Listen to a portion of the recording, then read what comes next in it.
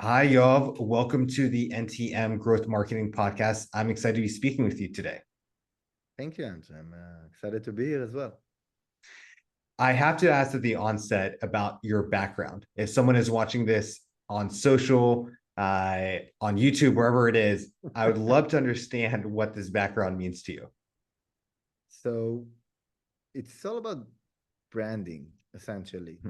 And Finout branding is key when I usually talk about Finout to a new employee, may it be marketing, sales, product, doesn't really matter. I talk a lot about identity and about who we are and personal yet professional, um, or it can be joyful, not juvenile. Pick your, wording, but it remains the same. Most of our competitors, which are massive organizations, all look, sound, and feel kind of the same. I have a trick where when I do the presentation to my team, I switch between the logos of the competitors, and not once someone noticed. Like I Really? and that's because all their sites, all their messaging, all their apps, all looks the same. So for us to be identifiable, but in a unique and specific way, is very important because we want people to know that we have a personality and we are real people. And also the world that I live in, which is FinOps, is a framework that talks about people adopting technologies to support them and their company. It's not the other way around. So it's Mhm. a lot about that perspective. So yeah, it's only a Zoom background and it's green and a little bit cloudy. But it's different and it make the person on the other side say, oh, somebody put some thought into it, which is all that it should do. Long answer to a short question. Well, tell us a little bit more about FinOut. Tell us about the company. What is your role at the organization? What does the day in the life of Yoav look like? So Finout is a cloud cost management solution or a FinOps solution, which means that we help enterprises mainly uh, monitor, manage, and optimize their cloud spend across the entire infrastructure, meaning how massive and complex it is, how fast growing and scalable. We help them govern this entire thing and innovate more profitably in the end of the day. I know it's kind of like, you know, messaging and branding, but it's truly is what we aim to do, and usually it's what we succeed. In doing me specifically, I've been in FinOut from the early days, around 3 years now. The company is only 3.5 years old. So I got kind of a landing page and a good luck from the CEO. And from there, we've created a really cool company, I believe. And we created a brand that we talked about already, conferences, a strategy and way of doing stuff, a go-to-market strategy, a website, filled with content, uh, and a goal that we set in day one, which is help to contribute to the FinOps community, because we strongly believe we are part of that community, and once we help them, we take part in everything that they want to do, and that's in the marketing perspective, and it's in the marketing vision and goals, meaning everything we do aim to support in some way and enrich uh, those people that would probably need a solution at one point or the other. Maybe not now, maybe not in a year. And when they do, we're here. But until that point, like we need to also support them and help them grow in their profession, in their practice. Uh, And what's your does it title? make sense? It does. What's your title? I'm the marketing director at Finout for the past And 3 years. tell us a little bit about what the day in the life of Yoav looks like. The day in the life, chaotic as as it probably gets. Uh, we Why would you are say it's chaotic? Why? Why was that the first word? Because first of all, marketing departments inherently are usually very good, have a, like I want to say good marketing departments, maybe, or maybe it's not even the right word, not good, but like agile marketing departments are usually have a guerrilla mentality, meaning Mhm. we're not a lot of people. We don't need to be a lot of people to generate a quality pipeline at scale by doing a lot of different stuff in one in duration of the day. And the goal is to be as the quality to be as best as possible, Mhm. yet focus on what makes impact and makes ARR, and avoid just the noise. But Mhm. even if that, you can't just sit around for 2 days, strategize regarding your conferences in 2025. Like it sounds very fun, but that's not my day. My day is review content, QA, work with developers, work with work with product marketing, talk to the CEO about he's flying to an event tomorrow at Sao Paulo. So what's going on over there? Then you need to do what's going to be after that. So the go-to-market strategy follow-ups in the conference, then circling back to hiring new employee because we're scaling, everything is well. So another interview. It starts very early, Mhm. around starts with when the kids wake up at around 6. Then I'm usually hitting all the notes at the night, and it closes around 9 p.m. With usually a stop in the middle to do baths and food. So it sounds like you're still at a size where you have direct access to the CEO and get to work with him or her on a frequent basis with one-on-one connection. What advice do you have for high-level marketers inside a company to build a good relationship with their CEO? Uh, as I say to all my, not only employees, but everyone that I work with or interact with in the company, may it be co-workers, let's say, it's all about communication. Mhm. The more you communicate, and communicate doesn't mean you need to talk a lot or you need to have long meetings. But if you communicate along the way what you're aiming to do, what your goal, and then you get their reflection on it and you listen to their opinion, and you can voice your own opinion, but again, regarding what they want to do or what you want to do, and then their feedback, it will usually generate a very prolific relationship that Mhm. benefit the two sides. It's so easy to just run with stuff, and when you hit a wall, blame everybody else, including nobody listens to me, or the CEO is busy in other stuff, or he's micromanaging me, or whatever. More often than not, it's just a gap in communication. Like he doesn't trust you Mhm. because he doesn't know what you're doing, or it's the other way around. Like you keep nagging him about every little step, and so it's like he's shutting you down because he has an entire company to manage. Mhm. And finding that balance, and that's something that's personal. That's not a tip I can give regarding how to find that balance. It's a dance, and also when a company grows, Mhm. it also evolves, and that also means that you need to communicate more. When we were small, me and him sat very near each other. He had more time. I needed more support, like regarding strategizing, just to understand the business. Now, he's managing deals with Fortune 100 companies and R&D that scales massively, and I need to generate just a lot of quality pipeline. Mhm.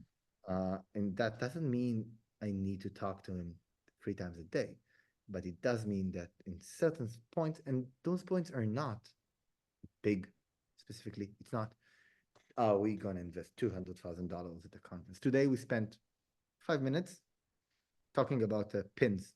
Do we want to do pins? If so, what pins? What's the Mhm. strategy behind it? Should be interesting, should be unique, like dash pins. You So mean like pins, like a literal pin like this? yes, it look like a sticker. It's a pin. Yeah, it's Yes, a pin. It metal. has a Yeah, this is Okay, a okay. pin from a conference I was at this weekend. A pin from a conference. So do we want to do it? How do we want to do it? Because it's not about him micromanaging me. Of course, I can do whatever I want in the Mhm. concept of the world, but he cares about the brand. And if I'm gonna just do whatever I want, even if in the end of the day it's good, he wants to take part. He wants to be as every person that has an ownership.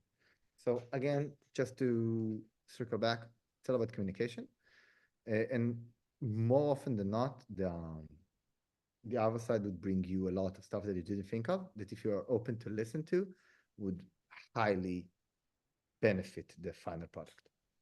May it be Uh, the pin. Like that conversation went terrific. It gave me a spin on the idea that is now much more cool than it was originally when I thought about it. I'm not gonna tell you. so you mentioned as well a lean marketing team, and you enjoy that. Can you elaborate around why you like lean marketing departments? Yes. If you have, the more people you have, and again, we talked about communication a lot, the more you need process to make Mhm. things work. So you need more systems. You need a Monday board or Excel sheets. You need more meetings to review more stuff. And then you need to have responsibilities and more reviews. And then you need two people to do each one their part. And then you need to decide just as much as I need to talk to the CEO. And there come a point, and that point isn't very far off, when you talk more about the process and about Mhm. the meetings than you actually to generate that pipeline, because everything is a meeting, everything is a conversation, and you can do it, but it's not an efficient way to do marketing. Okay, I'm not here to say that I understand anything about R&D. Okay, R&D need teams, and their teams have silos, and the silos have separate. It's different. Here, if you work correctly, there's no reason that a three-person team can generate tens of millions of dollars in ARR. You can use an agency that you review once a week with a half an hour meeting, which they give you the result and you give them the pointers. It can be SEO, it can be PPC, it can Mhm. be a conference team in whatever in India. It doesn't really matter. Like that they do APAC conferences or whatever. But you narrow it down and you focus. And if it doesn't work, you can send them on the way and bring another team. And you keep it lean. So you, you keep only the people that benefit your ARR, and you remove all the noise, and very fast you'll be able to generate a quality team that works with you and understands. Sometimes it's not the people that are not doing a good job, it's they're not, the connection doesn't work. Mhm. I work in a certain way. Some things I do, I don't know, better than others. To some people it doesn't work, to others it works very well. Makes sense. um, if I have a team of 10 people, I won't be able to do all that. I'll need to manage, and I'm not sure until a certain point. Obviously, when you start to scale, I'm not talking about round A or B or C, but when you start to scale massively, naturally there needs to be bigger teams. But still, even if you're massive, I don't think it should ever get to be like a huge team. I see sometimes things that are insane. Mhm. I'm just thinking about the overhead of talking about everything you I, do. I I have a question on that. Is I've run into marketing departments who I mean, everyone's different and unique. Sometimes they like building out those in-house capabilities.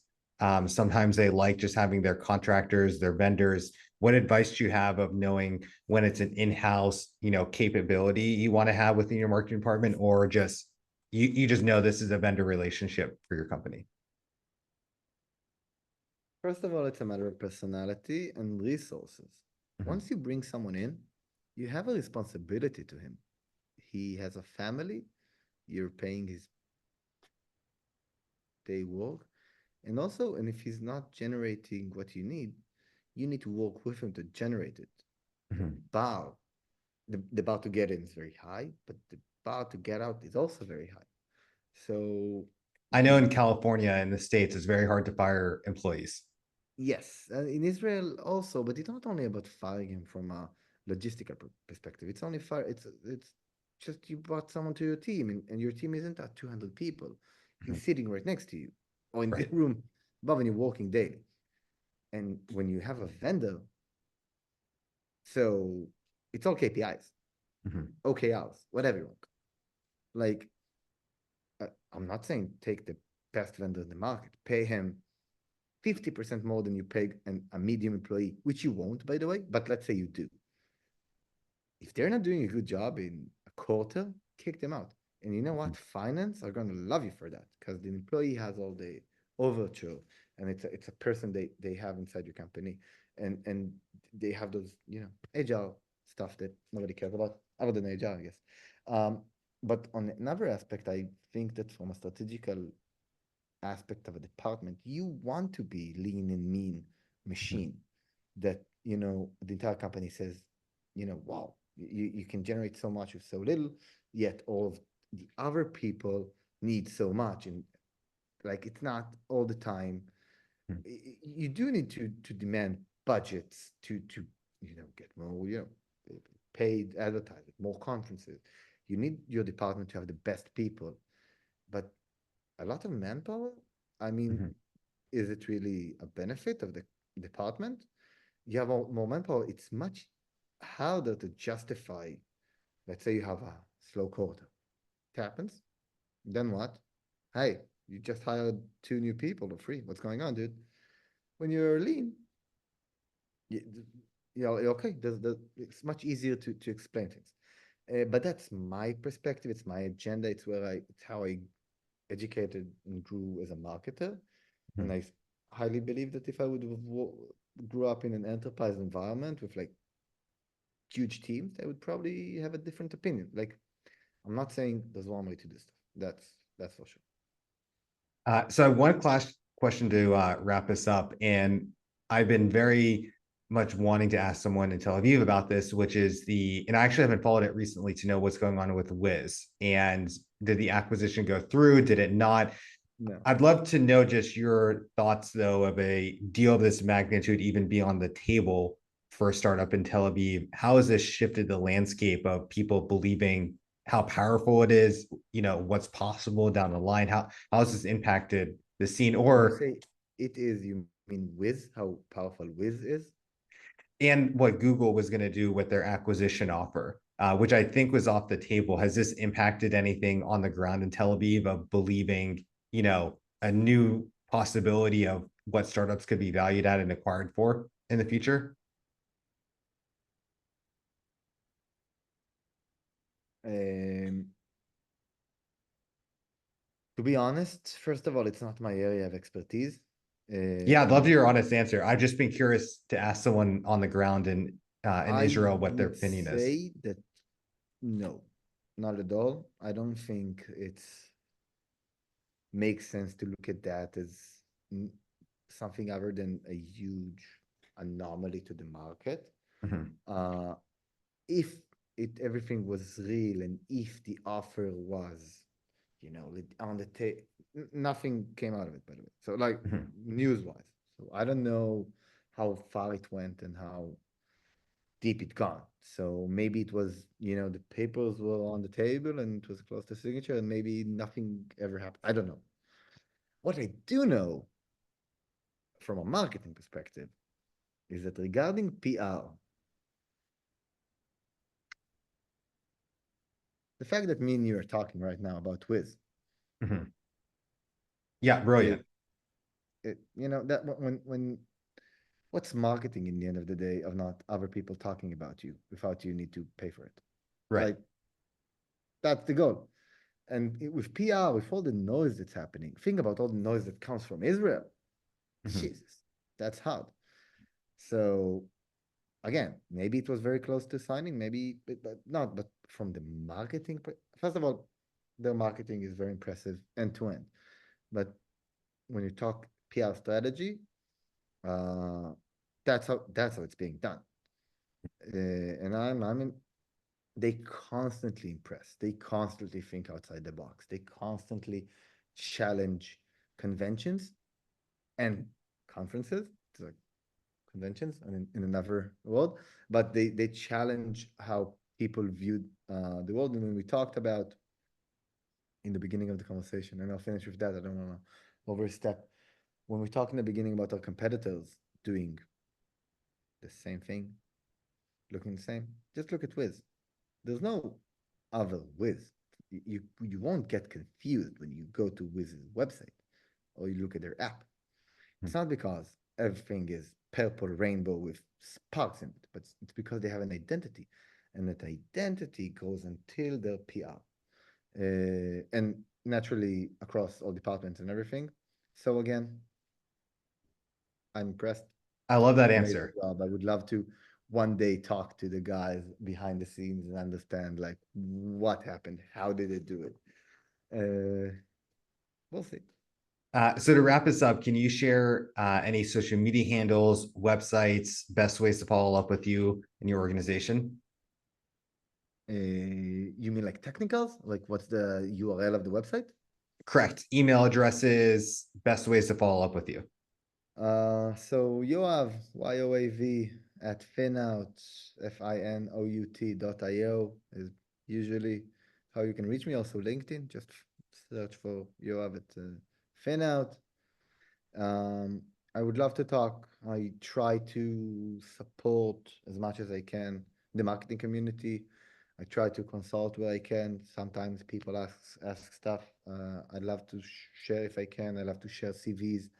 And honestly, I'm a strong believer, as I said, in communication and just prolific understanding, but also sharing and helping one another. I think you have the Ted Lasso behind you that we discussed in the beginning.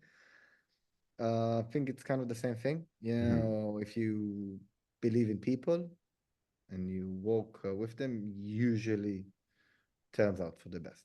So if anybody needs anything from advice to support, feel free to reach out. Perfect. Thank you so much for your time today. Thank you. Have a great rest of your day, Andrew. Bye bye.